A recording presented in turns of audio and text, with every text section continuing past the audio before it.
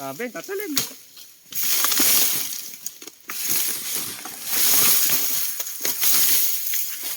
Another day, another bundok to share. So, isa sa pinakamahirap tabasin, ito. Ito yung tinatawag naming runo. Gets na? Runo. So, titirahin natin. Hindi natin siya pwedeng biglain, you know? Dahan-dahanin natin mula dito.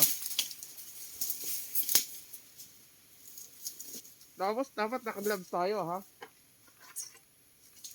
Ayan.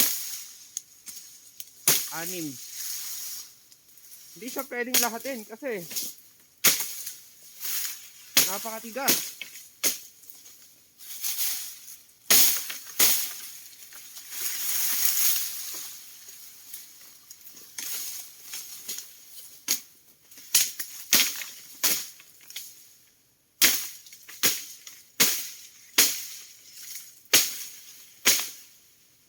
Tapos hanggat maaari nakaganito kasi may mga naglili parang Makati yan, no? Magpumasok sa lalamunan natin or sa baga, hindi maganda.